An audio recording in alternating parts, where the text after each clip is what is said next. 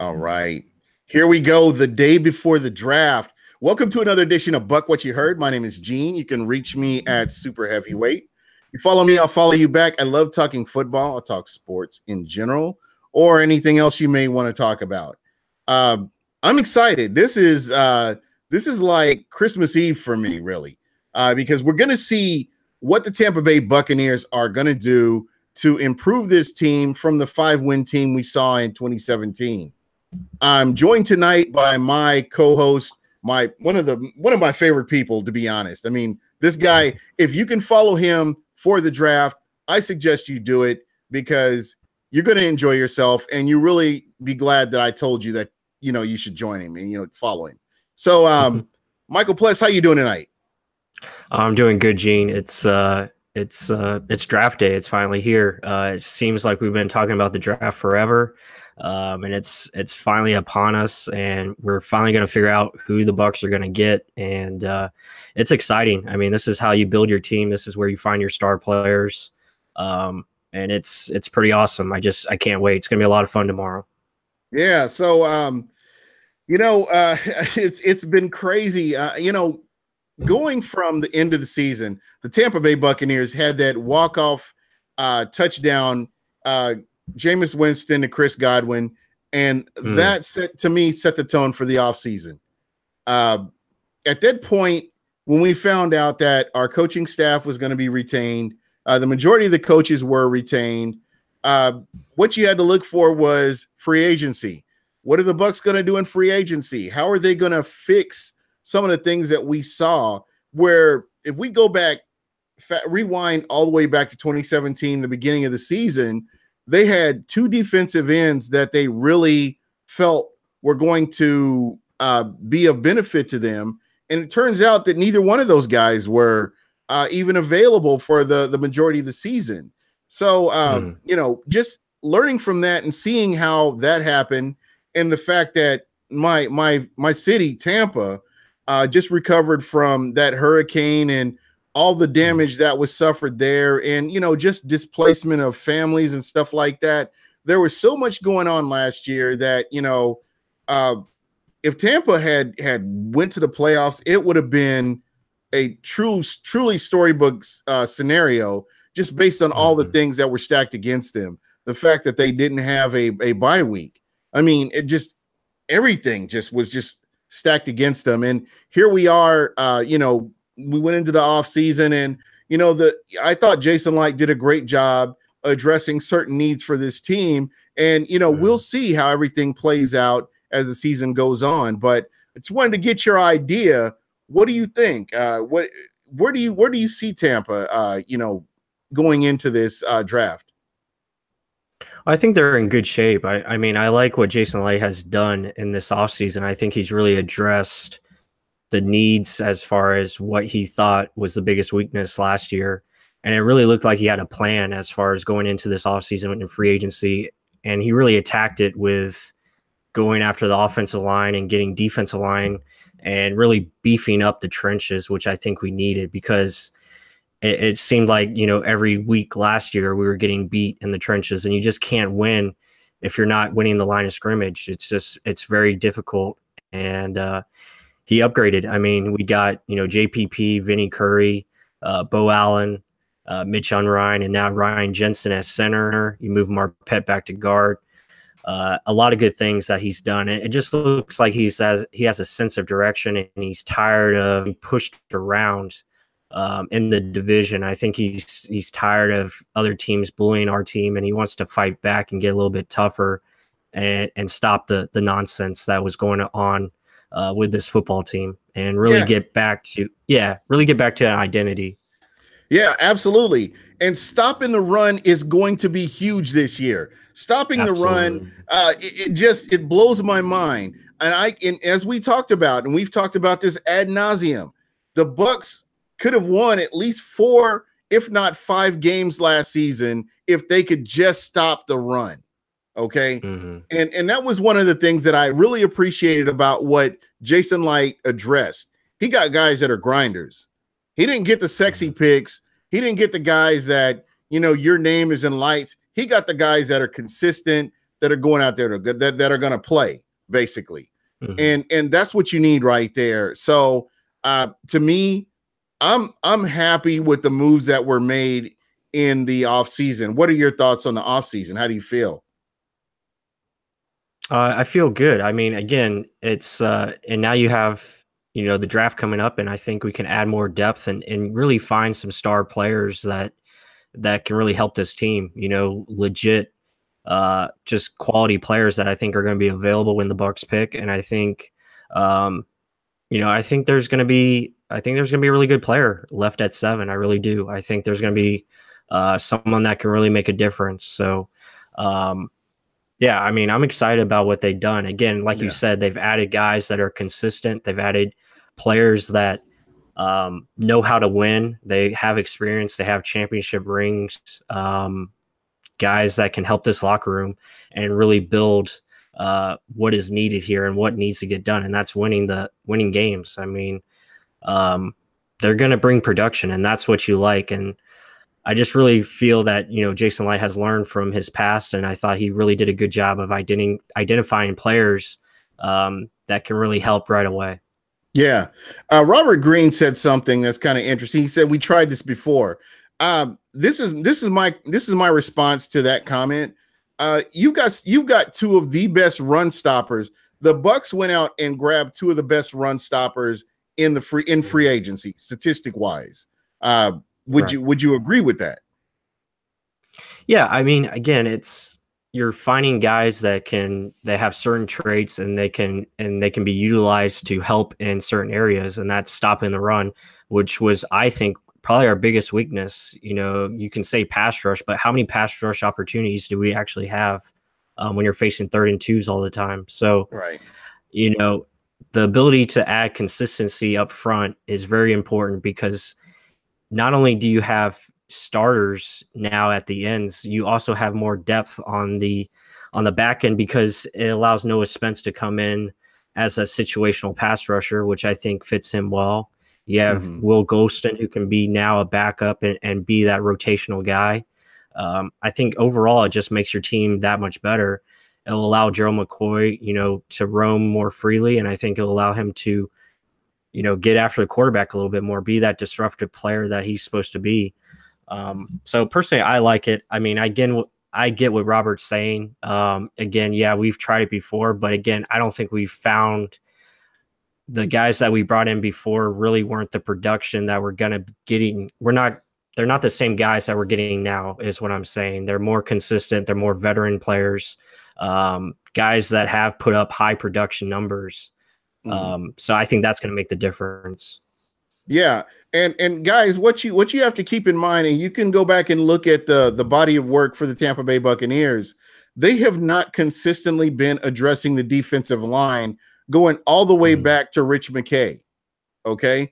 And that's where the problem is. There's no consistency. When you talk about 18 players drafted on the defensive line, whether it's defensive tackle or defensive end, that's not good. Going all the way back to 2003 to the present, and you have 18 guys that you've tried to address the defensive line issue, there's a problem there. There's a fundamental problem, and it's being ignored. And finally, you know, Jason Licht has gotten to the point where he's been put in a position where you have to address it. You have to address it now. And you know what he's gone out and done. He's upgraded, and you know we can argue this, you know, anytime you want to. What we saw in 2017 compared to what we have now on paper, it's better than what it was. He's upgraded in those positions. Now what we have to have those guys do is go out there and see what they can do to stop the run and give our offense a chance to get out on the field and make plays. You know, I will say this, and especially going back to 2012, I can go back even further than that. The defense has been a liability. They have not been able to consistently get these other teams, other opposing offenses off the field. That's been a huge problem for the Tampa Bay Buccaneers. And that's something that they have to continue to address in order to help this offense. Yeah, absolutely. And like Robert's mentioned in the chat, yeah, Clay McDonald was a great player. I'm not saying that, but again, you're adding different types in a Bo Allen and a Mitch Unrein that bring you more size and physicality, more toughness up front, and I think it's gonna obviously help us stop the run a little bit better. Yeah, McDonald was a good player. Don't get me wrong. Same with Robert Ayers. I thought he was a good player as well. But you're upgrading to a JPP now who can produce, consistent sack numbers. Same thing with Vinny Curry, who I think can do that as well in a full-time role. Again, he's pretty much the same as Robert Ayers, put up a lot of pressures. But those guys I think are just going to be a little bit more, especially Bo Allen. I'm really impressed with Bo Allen because he's a younger player, more physical, and I think he's going to really help us in pushing that pocket and make the defense overall better. Yeah. But yeah, I agree. I really like what the direction is leading to. Yeah. And Robert, other than where you said other than JPP, they all feel like lateral moves. That's understood. But when you're putting somebody next to Gerald McCoy, a run stopper next to Gerald McCoy, that's a difference maker right there, in my opinion. That's one of the few things that I've watched Tampa do, but I don't feel like they've really truly addressed it depth wise, getting those players that can come in and complement Gerald McCoy. We know what Gerald McCoy is all about. He's been here almost 10 years now. We know what Gerald McCoy is all about. So yeah, again, they've addressed it in the offseason, and we're going to see if this if this makes a difference. Let's see. Errors wasn't as advertised for us. TC Baby was saying. Again, injuries. I talked about this a couple of weeks ago. The players that we're bringing in, or I should say, the Bucs are bringing in. That's the one thing that I see are players that have been able to produce on the field and not sitting on the sideline. So again, yeah, they don't get hurt. Right. That's the biggest thing. The guys we brought in don't get injured. The guys that we had just weren't on the field. You look at McDonald, he missed a lot of games. He missed a lot of games. Same thing with Robert Ayers. Same thing with Chris Baker. Just a lot of those guys, they miss games. And that's what I think is the difference. These guys will be on the field. JPP doesn't come off the field. That guy plays every snap. Same thing with Vinny Curry. I mean, he can play a lot of snaps. Yeah, so, Unrein was the same way. That's what I like about them. They're going to be on the field. If you're not available, then you're not worth anything. You have to be available in this league. Yeah. So, guys in the chat, I would like to ask you, give me your ideas. I'm seeing some people talking about Nick Chubb. I've seen Nelson. I've seen Nelson's name mentioned. Give me some ideas of who you think that the Bucs would really help the Bucs. Eric Moreno was talking about Derwin James or Minkah Fitzpatrick. Tyler Johnson thinks it's going to be Derwin James. I like Nelson personally. If it's not Bradley Chubb, I would love to see Nelson. I'm all about these trench players. The Bucs need to get back to being nasty on both sides of the field, both sides of the ball. And, again, I think that's going to be a difference maker, especially in the NFC South. When you look at the NFC South, I think this is the toughest division in the NFL. You can say whatever you want to about it, but when you really size it up, and you consider there were 3 teams from the NFC South that made it into the playoffs, I mean, that just says a lot about, what this team's all about. Robert Green plus already knows. Okay. And let's see, he's talking about Vita Vey. Amazement was saying Nelson will solidify the line for years. I agree with that. You got to consider the offense for the Tampa Bay Buccaneers is the strength of its team. That's that's just what it is right now. And if you can protect your quarterback and you can get a running back that can run behind this line, you've added another dynamic to this team. Yeah, absolutely. Looking at this draft, and a lot of people are saying Derwin James, are saying trade back or this and that. Again, like I've been saying from the get-go, expect the unexpected. We don't know who's going to be available. You just can't pencil in Derwin James because, he puts out a tweet that, Dallas Cowboys are going to have to trade up, ahead of Tampa if they want to get him. You just can't do that. Again, there's just too many variables to be played out here before we get to pick 7. So personally, I feel there's a great chance that Quentin Nelson or even Saquon Barkley could be there at 7. Again, I really do. Just because of the positions that they play, you have a running back and a guard, and again, they're not very highly valued. It's not a sexy pick.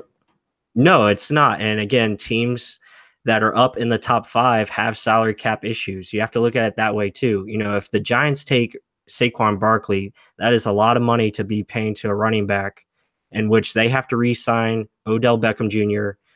They have to re-sign some key guys on defense. So those are things to look into.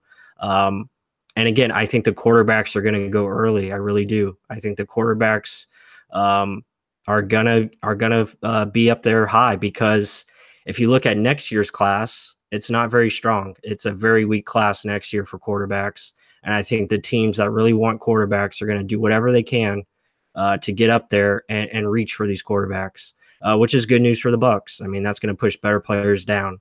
So personally, if it's me, I think, Nelson, if he's there, you got to take him. If not, then I would be trying to trade down. I would look to either Green Bay or even Buffalo if they're still available to trade down with, or Arizona for that matter, and take the picks. Take the picks and try to build this team. Yeah, absolutely. Just looking through the draft here, looking through the chat here, Winston will be deadly with the play action. We need a leader in the secondary. We've missed that since Lynch and Barber. If we did take a defensive back, I'd rather be a cornerback. I think 7 is too high for a safety unless it's an Ed Reed level guy. I agree with that right there. That's definitely true. Denzel Ward is too small for a top 10 pick. He will be a slot guy in 3 years. Robert Green said, I disagree with the offense being the strength despite their ranking. It definitely should be, but it's more underperforming given the talent on that side of the ball. I'm sorry, but again, the defense didn't do anything. They basically lost games because they couldn't stop the run. And I can't see how the defense is, more of a factor than the offense. I just don't see that. I'd like to kind of get your ideas on how you feel that, they are the offense or the defense is basically more talented than the offense. I don't really look at it that way. I think, as a team, they underperformed. That's obvious. Both sides didn't do well enough. Offensively, we didn't score enough points. We didn't score inside the red zone. Defensively, like you said, we couldn't stop the run, couldn't get after the passer. That affected the secondary, which was last in the league. So there's a lot of factors to go into that. Again, it's about getting the best football player. And when I look at Quentin Nelson, yeah, he's a guard, but the guy is the best football player that would be available. And I think you have to take him. Now, again, I know what Robert is saying. You go with Vita Vea because, Gerald McCoy's not getting any younger. He it's time to get a guy to groom behind him and have a guy for the future. But yeah, I mean, and personally, I wouldn't have a problem with Vita Vea. I think that guy can really play. I think he could be a guy that you could bring in and he can really push the pocket and get after the quarterback. Your run defense would be outstanding because he can really stop the run.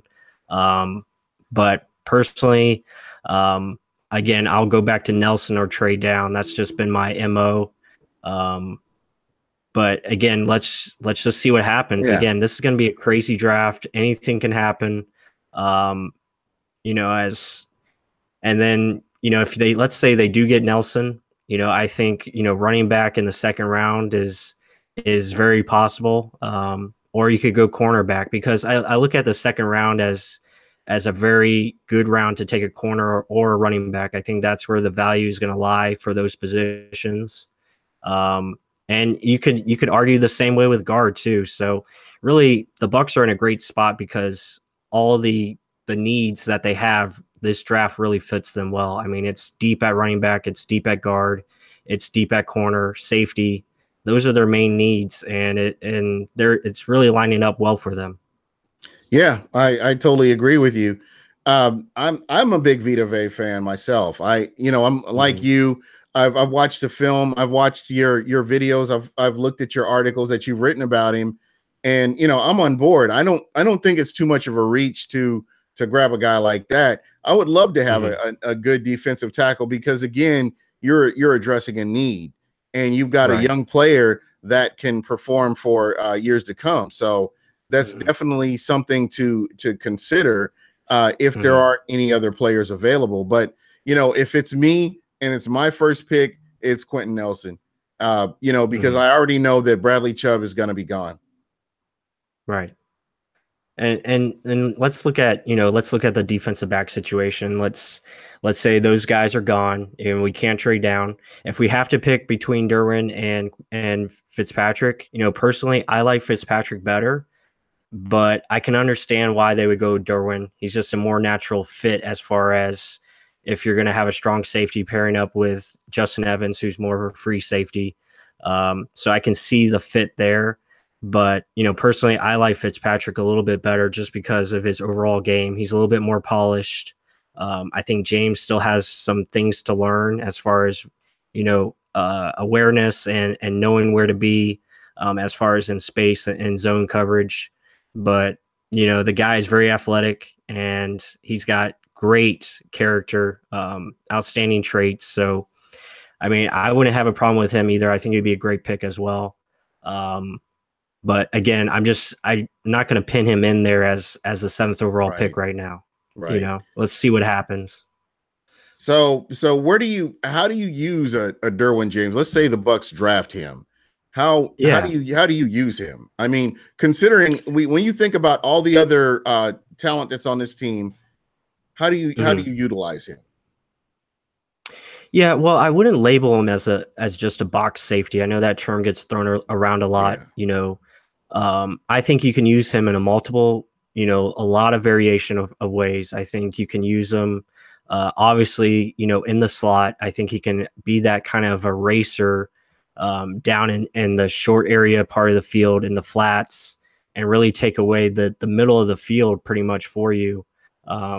Obviously, you would love to line him up against tight ends and get him, one-on-one. So, I think there's just so many things that he can do. Again, he's an excellent blitzer. He knows how to come off the edge. So that gives you another, great piece to use. But yeah, I mean, there's a lot of ways. You can even line him up at corner at times if you want to do that because he's got coverage skills. I will give him that. I mean, he knows how to cover. So he's got great awareness. He's got really good awareness. Just watching him. Yeah, and he's not afraid to hit you too. So he can tackle. So yeah, I mean, there's many ways that he can be utilized, and I think people have been talking about, oh, Mike Smith will mess it up and all this, and he's not going to understand how to use them. I don't buy that. I think they did very well with Justin Evans. I thought Justin Evans was going to be a bust, and they turned him around and made him a really good player. So I think any way you use them, I think would be fine. I don't think you have to use them at one spot to say, oh, here, just put them here, and that's it. Yeah, and again, I'm not real sure because again, I like Minkah Fitzpatrick. I like what he can do. I like the fact that he's in a pro style defense, and I feel like he's more NFL ready than Derwin James is at this point.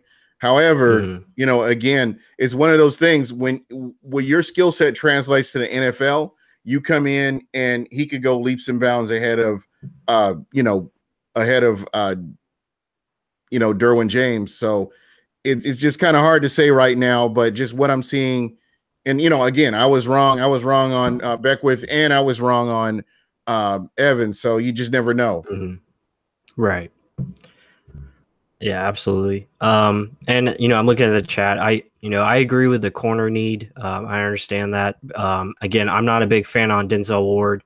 If the Bucs do decide to trade back, then I could possibly see it where they, maybe take a corner like Josh Jackson, who I'm very high on, or Isaiah Oliver is another guy that I really like. So, I want a guy. If they're going to go corner, I want a guy with some length and some size. I'm tired of the 5'10". I want to get some length up there to match up with a Julio Jones or Michael Thomas. So, we'll see. Again, I agree. I think there's a lot of good corners though in this class, and I think you can get one as late as the 4th round. While we're on that subject, what do you think? I mean, what is the strength of this draft? To be honest, I think it's on the lines. To be honest, I think interior offensive line and interior defensive line are very strong. Obviously, running back. And I think it's a good corner class. I think it's a really good corner class. So I would say those are the top strengths for this class. And obviously the quarterback class. No, because it's going to go early. So yeah, they're all needs. They're all, but those are all need picks. I mean, I wouldn't consider. But I still think it's a good class. I still think it's a good quarterback class. I really do think there's some good quarterbacks coming out. If you had to rank them from 1 to 5, who's your number 1 through 5? Number 1, I like Josh Rosen. I think he's number 1 to me. Then I would probably go Sam Darnold as number 2. 3, I would go Lamar Jackson. And then 4, probably Baker Mayfield. And then 5 would be Josh Allen for me. I see. All right. No, I was just kind of curious. They're just, sometimes when I look at Lamar Jackson, I wonder what is it that puts Lamar Jackson as an afterthought compared to some of these other quarterbacks? What is it? I mean, I think his skill set, considering he was limited with wide receivers, he was limited with tight ends. I mean, the scheme that he was in just kind of put him in a position where he had to use his legs more than your average quarterback. And yeah, he rushed for a lot of yards his last year playing, but his QBR was good. And I feel like with the right system, I think that he can excel in the NFL. And just hearing that the New England Patriots are interested in a Lamar Jackson, that's really intriguing to me. Yeah, absolutely. I just, like you said, definitely not getting the praise that he deserves. Again, I think we get caught up in stereotypes, and they see a quarterback, that is running around and making plays with his feet, and but again, they don't understand he can make plays in the pocket. I mean, he was one of the better pocket passers out of college.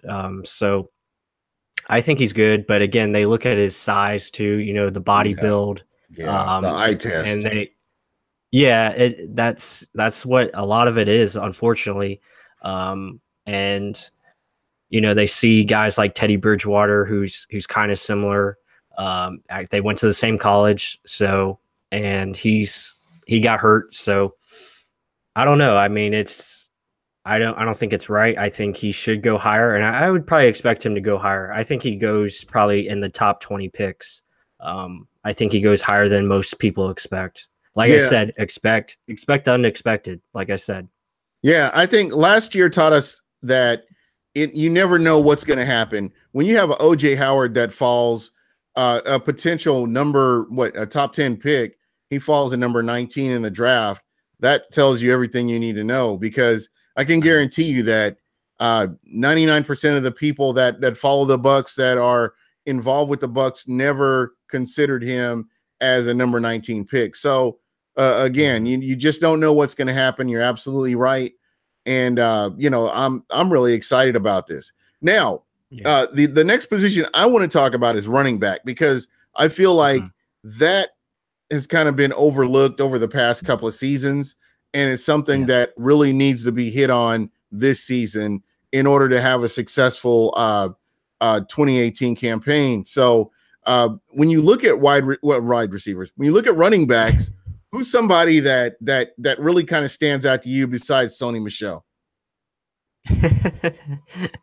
Yeah, Sony Michel was actually he was my pick in my mock draft that I put out at realbucstalk.com. So I had him going to us in the second round. Go check that out, guys, if you want to see my mock draft. I only did one this year. I don't do 1,000 mock drafts. And I don't think I did one last year. I honestly don't like mock drafts. Yeah, I don't like mock drafts, but the fans requested a mock draft, so I went ahead and did one. But yeah, I mean, other backs that I like, I mean, obviously Saquon Barkley, if he's there at 7, I don't hesitate. I take him. But, Darius Geis, I really like. I think he's a first-round back. Nick Chubb. Nick Chubb is just a consistent threat all the time. He knows how to run the football. He understands how to utilize his blockers. Tough physical runner. Really makes sense if they really want to continue this trend of getting more nasty and physical and tougher on the line and in the pretty much the team. Really, I think Nick Chubb would make a lot of sense in the second round. Late round guys that I like. I'm not a fan of Rashad Penny. I'm not a fan of Ronald Jones. What is it about Rashad Penny that you don't like? Mainly competition and some of his traits, just how he runs, some of the things that he does. I'm not too fond of. Does he remind you of McMuffin from last year? I wouldn't go that far. I think he's a little bit better than that guy. Okay. I wouldn't go that. It's more technical, with his runs, just little things that I see, that just doesn't impress me. I think he just falls on his feet too much. But other guys that I really like John Kelly out of Tennessee. I've mentioned him before. Mark Walton, who I just recently wrote about from Miami. I think he's an interesting player. Those two guys are pretty similar. I just like them because they're always moving forward. They're always moving. I like the way Kelly hits the hole. Yeah. I mean, as soon as he gets that, he's not dancing around and, hesitating. Right. He actually hits the hole like, a running back is supposed to. Yeah, they're just always moving forward, and they just remind me a lot of Kamara and how Kamara always is moving forward, always breaking tackles and making things happen. So I really like those two guys. And then the rest of them, like who am I missing? Kerryon Johnson. Injuries concern me with him. I just too many injuries that he's had. Tough physical running back though. I mean, he can take a beating. But I'm just not sure about him. And then late round guys that are, I really like Ito Smith out of Southern Miss. He's a guy to look for. Kind of reminds me of Tariq Cohen. Trying to think who else. Robert Green. Robert Green's Green. On it. Yeah, Martez Carter. Yeah, I like both of those guys. There's another guy, Chase. I think it's Chase Edmonds is another one that is interesting. So, yeah, I mean, there's a few guys here and there.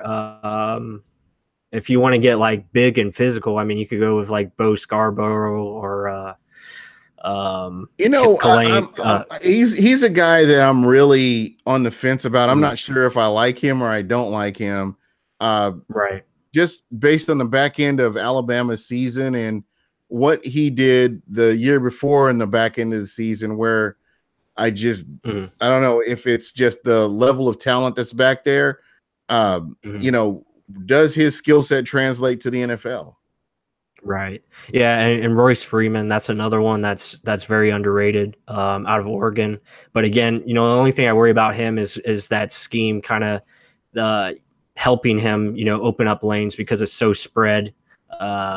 And he's running against, six-man boxes. So that kind of helps him as far as running style. But yeah, I mean, good solid player.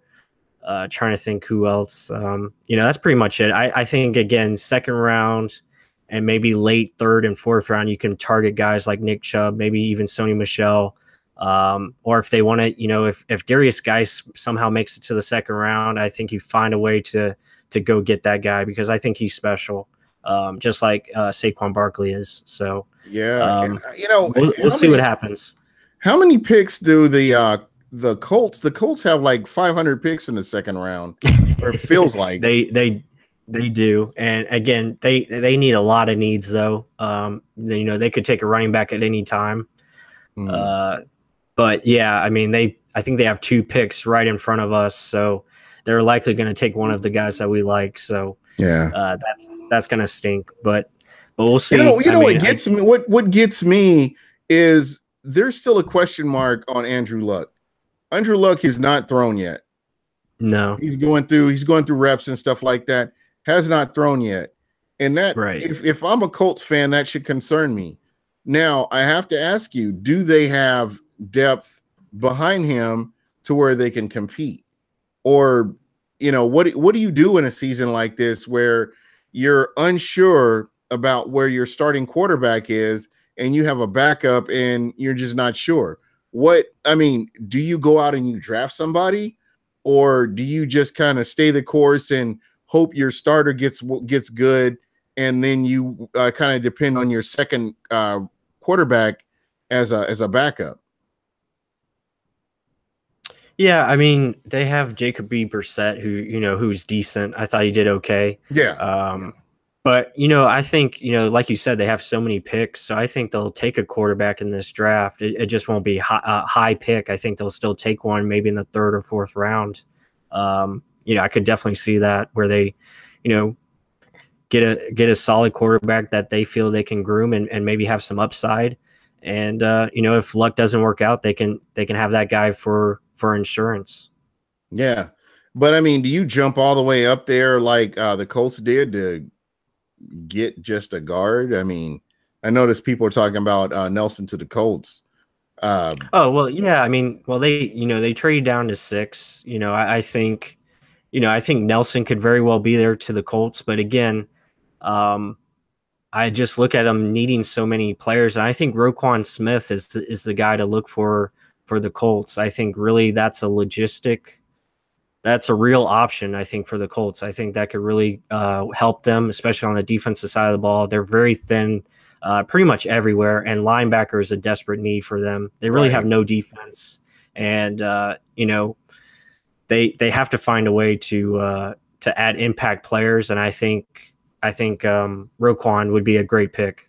Yeah. So do you think that a guard is a luxury pick, or do you think it's something that would be a need and it was something that would benefit them? Well, no, I'm not saying, I'm not saying it's a luxury pick. I think that would definitely help them out. I'm just asking. I mean, from my perspective, is it when your defense is struggling like it is? They didn't really make a whole lot of moves in the offseason. They have a lot of draft picks, but again, do you grab a guard? I mean, or do you go best player on the board? I mean, if you're a general manager for the Colts, is that kind of how you're looking at it? You grab the best player on the board. I think that's how I would look at it. But again, these general managers are all different. And again, it really comes down to just the player that they love the most. And what I've been hearing, I think Roquan is at top of their board. And I think Roquan is one of the better players in this draft. Right after the top 3, I have him right there at number 4. So I think he's one of those special players. I think I put him in the class of he's pretty close to a Derek Brooks clone. That's what I look at him as. I think he can really be that guy to change your defense. And, Andrew Luck is still the offense for the Colts. I mean, he's the guy. And I think they need someone like that on the defense that can help him out. Because even if you do protect Andrew Luck, which will help him, but if you don't have a defense to stop anybody, Andrew Luck's not going to win a lot of games, and that's not going to do him any justice. Yeah, you're absolutely right. So again, that's something that let's see. Hold on, I was just going. Nelson is a different breed of guard. No, I was just kind of reading through the chat here. I'll tell you what, let me know if you see anything. Yeah, I mean they're talking about trading. You know, I think trading down is a real option for the Bucs. Yeah, You know, as far as trading back into the first, as far as getting another pick, I'm not sure about that. I know the Bucs are open to using their 2019 picks if they have to, because I really know Jason Light wants to get that third round pick back. I know right. he loves his picks, so it wouldn't surprise me if they trade down in the second round. To be honest, if they can't trade down in the first round. Yeah. There's a lot of depth in that second round. Really, the real value of this draft really starts of players 75 to 150. That's where you get a lot of this quality depth, and that's really going to be in, you know, the late second to mid third round is really where that value is going to be. And I think the Bucs are going to try their best to get some picks in that area. Yeah, I'm gonna go a step further. I think that you're gonna see some really good undrafted free agents this year, just because of this draft. I And could see that. Yeah, definitely at other positions that we don't desperately need. I could see right, that receiver. I could see that tight end. I could see yeah, that, you know, even offensive line. So yeah, you're definitely right about that. yeah. And when you're on the subject of a wide receiver, you only hear one name mentioned. And when I look through this draft and I look at these teams and what players what teams are missing, I just haven't heard a lot of talk about wide receivers this year in the offseason. Mm-hmm. Yeah, and there's talk of receiver, probably only two receivers going in the first round tomorrow. So maybe not even that. I mean, it really depends where you're going to Where place your them. needs are. Yeah, exactly. So, and it's actually a pretty good receiver class. It's not bad. I think there's more slot receivers than there are outside receivers. So that's probably why you're going to see them fall, you know, into that late second, early third round where they'll be probably heavily targeted. But there's a few guys that can be difference makers for sure. I really like Calvin Ridley, but I mean he's 24 years old, which kind of stinks. I know that's still young, but Yeah, that's an old rookie to me. yeah. So he'd be farther down my board. Trying to think of other guys. Dante Pettis out of Washington. I really like him. He's obviously Cortland Sutton is a good player too. There's a few guys that I like, but again, you know, the slot receivers are the theme this year. You know, Anthony Miller out of Memphis is a stud. I really like Yeah. that guy. Yeah, Robert Green is on it tonight. Yeah, He's talking about DJ Moore. Yeah, yeah, DJ DJ Moore out of Moore, Maryland yeah. is really good. Yep. So yeah, it looks like there's a lot of players, but again, it's all about, what the need is and best player on the board. I'm looking at a lot of these teams, and you look at like Arizona. Mm-hmm. You're looking at players, teams like Miami. Miami's still unsure about their whole quarterback situation. There's a lot Yeah, of absolutely. there's a lot of moving parts this year, and if the free agency is any indication, with all the trades that were You're going made, to see a lot of trades. you're going to see a lot of moves. This is going to be a crazy year. I think that people are starting to realize that they got to get value out of, their players before just letting them walk away. And in that instance, hey, why not? Let's move up and make this move in order to make this team better, because, there's a lot of teams that their coaches are on the hot seats that we're not really talking about. Yeah, absolutely. But yeah, I mean, onto your point, I think you're going to see a lot of movement. I think you could see a lot of trades in this first round tomorrow, which is going to be exciting. I mean, I think you're going to see chaos, which is, I think that's good news for the Bucs. Yeah, what was crazy last year was crazy. I don't know if you remember. Yeah, man, I was sweating. I was sweating because I kept seeing OJ Howard falling down. I'm like, this guy is going to fall to 19. I mean, they're not going to take him. And yeah, I was surprised when Tennessee didn't take him. I'm like, they took Adoree Jackson. I was like, okay, thank you, but yeah, I mean, just crazy stuff. Yeah, there you go. So I mean, that's wild. Robert Green, Yeah. he's saying the Bucs trade to number 9 and then trade back to number 12. That'd be the perfect scenario. Yeah, if you could make that happen, that would be crazy. I mean, just imagine all the picks that you would get out of something like that. Right. Absolutely. So again, your pick. I mean, if your guy, the guy that you would want fell, who you're saying it would be Nelson. Nelson would be if in your order, because you talked about three players, your top three players, your top three players. Barkley would be my number one guy just because I think running back is our biggest need. Right. You look at, everyone's saying secondary, but there's still good free agents in secondary to be had. Right. There's still, there's still guys to be had in free agency that I think could make sense. And I just look at our roster, Peyton Barber and Jacquizz Rodgers is all we have at running back. And I just don't think they're the answers. I'm sorry, but if we can upgrade the running back position, then Barkley would be my guy to get. And Nelson, obviously, I think is the more realistic chance of if a top three player is going to fall. I think Nelson would be the guy, and I wouldn't hesitate taking him. I know Robert's going to disagree. He's thinking Nelson's not going to go top 10. He's going either to the Bucs or he's going to the Bears at 8. So, I don't think he falls out of the top 10. But Nelson or Barkley to the Colts, to be honest. Yeah, again, his range is 6 to 8. So, and I don't see him falling past that. But Barkley would be my number one guy. I think he could just be a difference maker. So you got Barkley, and then you've got Bradley Chubb, and then you're saying Nelson. Is that your three? Well, Chubb, I think is long gone just because of his position that he plays. Pass rusher is always going to go ahead of running back or guard. It's just a more value position.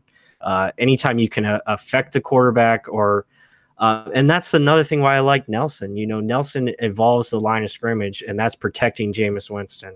So if you can protect Jameis, that's higher, on my end. That's why I put Nelson above Chubb, because I think Jameis is the key to this franchise, and any way you can help Jameis is going to make this team win.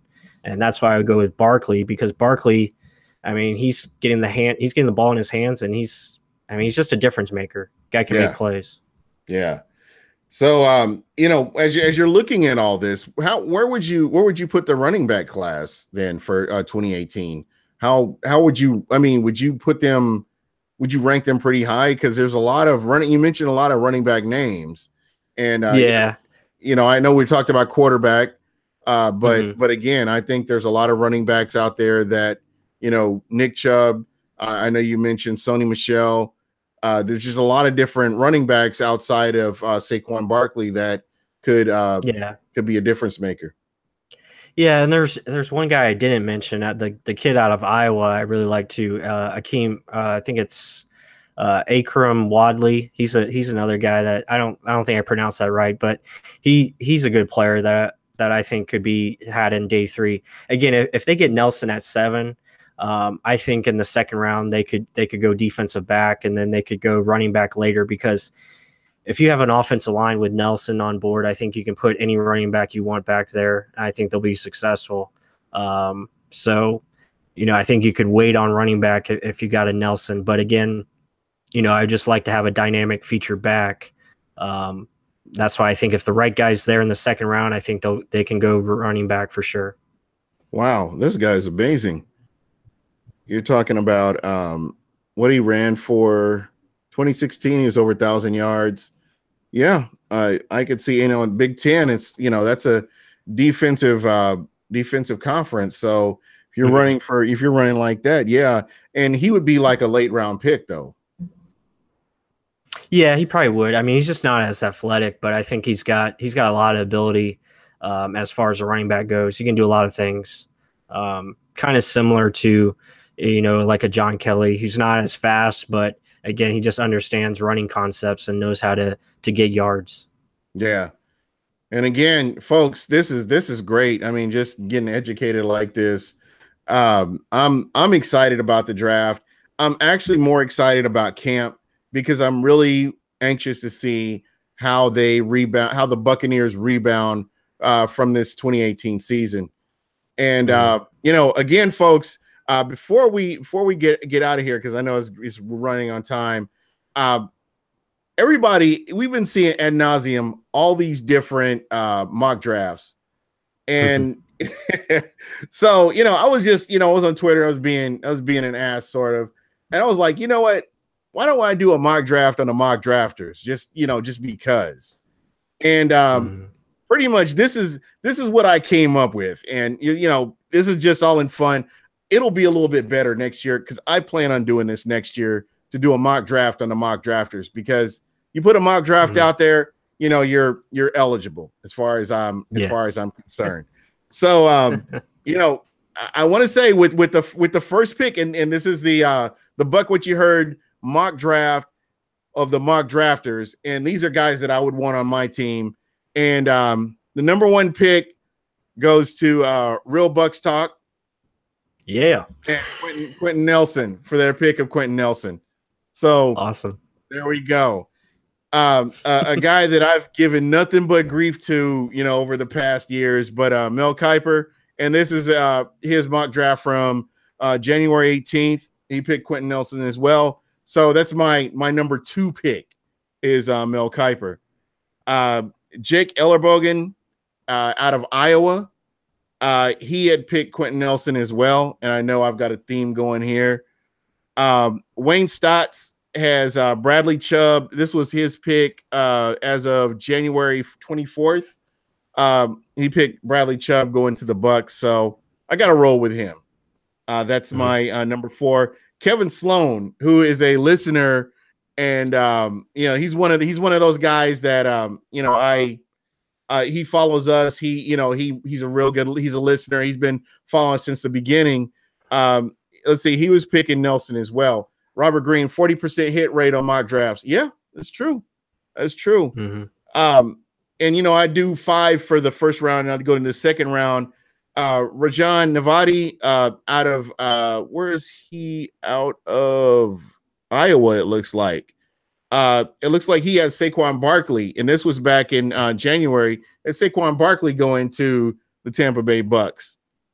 Jenna Lane is the second pick, and she had Derwin James going to the Bucs, and this was way back. So I thought that was kind of cool. King Macias, another listener for Buc What You Heard. He had Derwin James he was picking Derwin James at number 7. And Greco Suave, he's a listener. He just started following us. I like his name. Greco Suave has Darius Geis at number 7. I know that's a reach. I'm a big Geis fan. I don't think it's a reach. I don't think it's a reach. I don't think Geis is a reach at 7, to be honest. I know, and I talked about this on Twitter a couple of weeks back, and I got ridiculed for it. Oh, it's a running back at 7, blah, blah, blah, this and that. I was like, well, if it's Barkley at 7, you guys wouldn't have a problem with it. So I don't see why Geis at 7 would be an issue. But I think the guy's a stud. I think he's one of the top 10 players in this draft. Personally, I think as far as talent wise, and I don't buy the BS, nonsense that goes on his off the field crap that they've been talking about. The guy's a high class character. The guy saved a lady from out of her car the other a months ago. She got in a wreck and pulled her out of the vehicle. So, I mean, the guy's just a high class character. Good kid, came from a tough upbringing. And really wants to prove his critics wrong and really carries that big chip on his shoulder. I think he'd be a great pick. If the Bucs picked him at 7, I would have no problem with it. Obviously I would like to trade down and get more picks. But I think the guy's a top 10 player. There you go. Robert Green, FSU homer. I hope you're not talking about me. I'm a University of Kansas graduate, so that wouldn't apply to me. But I just because I had some Derwin James picks there, but I thought that was kind of cool that a lot of these people had all the same picks, trying to go in different directions here. Robert Green, Geis can put up points and change the attitude of an offensive line. Yeah, that's true. He's talking about Jenna Lane. Yeah, but it is what it is. I think she does a good job. Actually, I actually did a podcast with her back in the day, so. That was way before her ESPN days. Class act. I like her. Let's see. Whoever we end up getting, I'll be happy and hopeful. Okay. Tyler, absolutely. I can't argue that. All I want to do is have this team in the playoffs, so I can, so I can come to a playoff game. That would be so nice. So yeah. Yeah, and Yeah. that's the main thing. I mean, tomorrow, whoever we get, I'm going to be excited about. I'm going to have a great time tomorrow. I hope you guys, everyone enjoys the draft. Again, this only comes around once a year, Mhm. so I'm going to live it up and have a good time.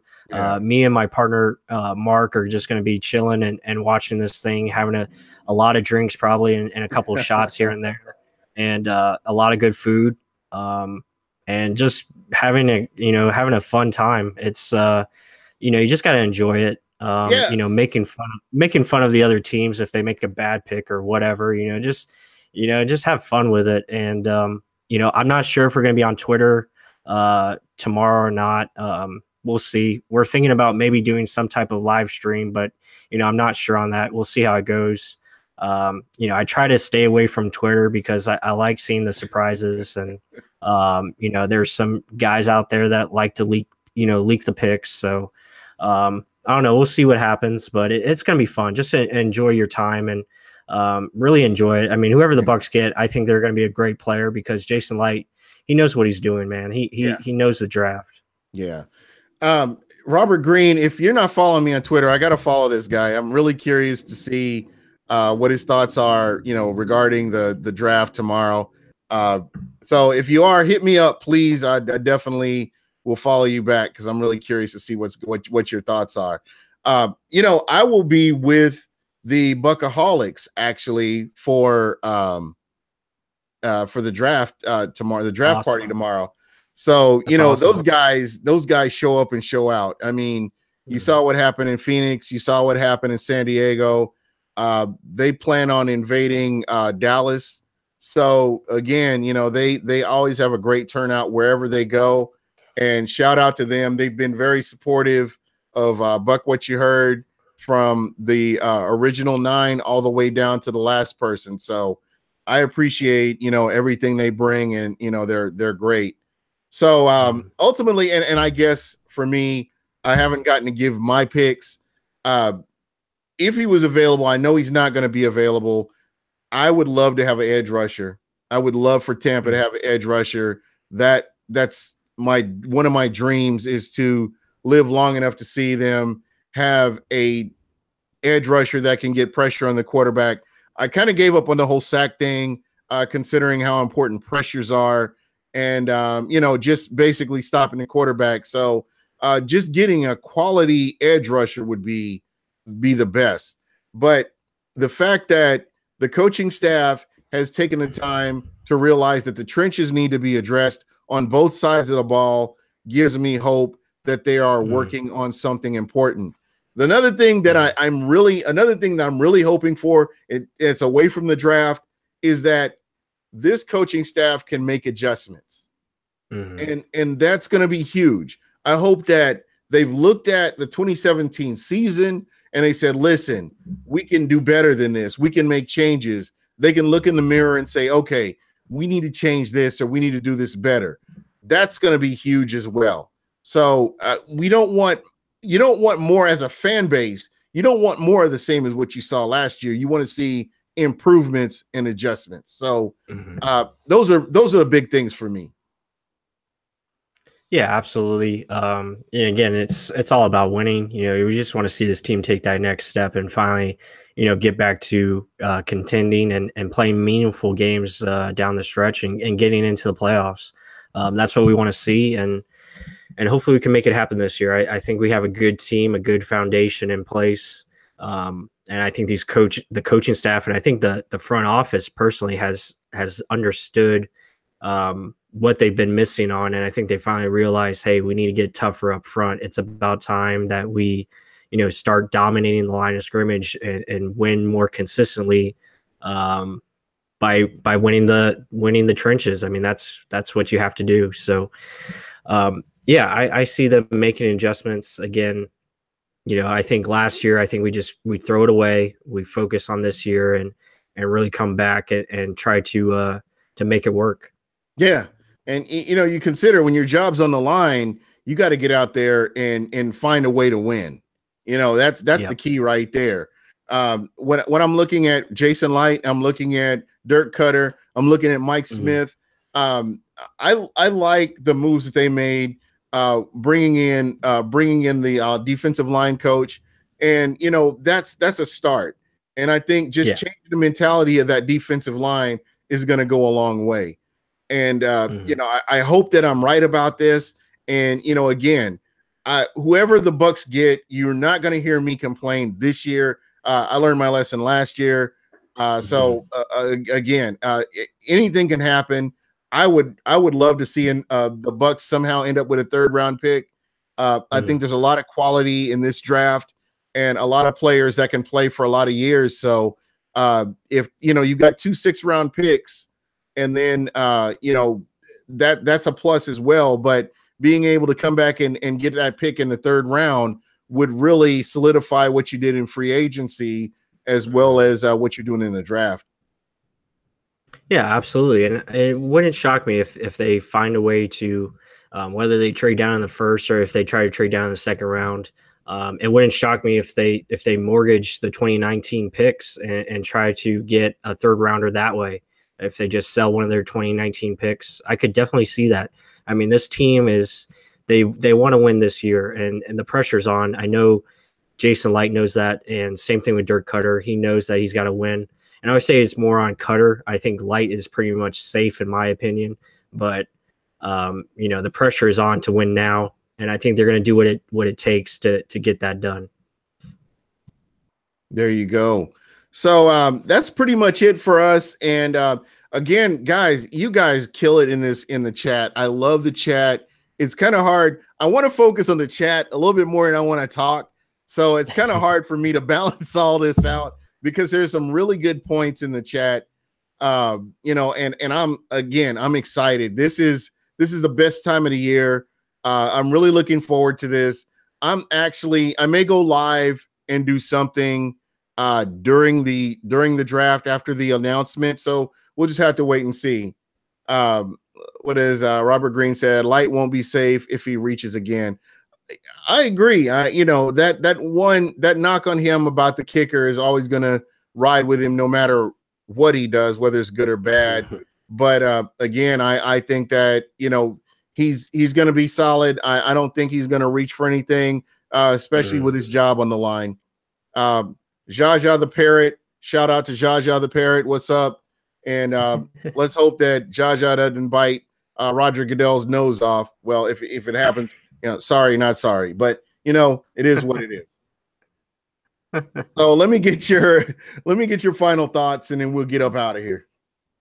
Yeah, man. Yeah, great show as always. Again, thank you to all the people that participate in the chat. Awesome job, and always like talking with you guys. It's fun. So again, like I said earlier, let's just enjoy this tomorrow. I think it's going to be a really exciting draft, probably one of the more exciting drafts in a long time. Just with the quarterback nonsense that's going to take place. And I really do think the Bucs are going to get a really good player that makes a lot of sense for them. And I think we're going to see good things. I think it's going to be a fun weekend. And again, stay tuned. Real Bucs Talk, super heavyweight. We got you covered as far as the draft. I'm going to do my best to stay updated on Twitter. I'll be maybe doing a live stream. I'm not sure, but we'll see. It's just going to be fun. Try to enjoy it. Have a good time. That's all I can say. Yeah, most definitely. I want to jump in here and just say something. It's really funny how fandom has evolved over the years, especially with the NFL. And to me, I look at things a little bit different. People have a little bit more information, and it helps them form their opinions a little bit better. The one thing that I will say is you cannot judge anybody based on their opinion. People have a differing opinion of me. You know what? I'm glad for that. That's what makes the NFL fun. That's what makes our fan base fun. And when I see things, you see things where people get too far into it and you're criticizing other people and it's not fun anymore. Right. We just got to remember there's no wrong way to be a fan unless you're an asshole about it. So, I'm sorry, that's the truth. I agree. You can, it's easy. It's not a problem to say, oh, I don't agree with you. I don't agree with what you're saying. This is how I feel. I'm cool with that. I'm not going to jump out the window and get upset about it. That's your opinion. And that's what we all need to appreciate, is that we're all fans, and ultimately we all want to see that Super Bowl come back to Tampa. So anytime you get a chance to talk to somebody, just talk to people. This is my opinion, this is your opinion, and everybody's got a bit different perception on what they think is right. So, again, that's why I love you guys and what you guys do. Getting in here, giving your opinion, that's great. I'm glad to have a platform for you guys to be able to do this. So I'm going to continue doing this as long as you like doing it. And as long as I can get this guy, the defensive and offensive coordinator and the general manager of Buc What You Heard, my guy, Michael Pless, as long as we can get this guy on here every week, man, it's going to be fun. So hey, that's my nickname. We should just call me the GM. The like GM. That. That's the name. There we go. We got Michael Pless. His new nickname is the GM. So I like that. I like it too, man. So hey, you will be from now on, you will be known as the GM. And again, guys, thanks a lot for checking us out. Be sure to check for live streams from either Mike or myself, whether it's on Periscope or possibly here on YouTube. We will eventually get in here and do something. So just remember, treat everybody the same. We're all one fan base, regardless of where we're at. And we just want that one thing, is the Bucs to win. So just remember, Buc What You Heard.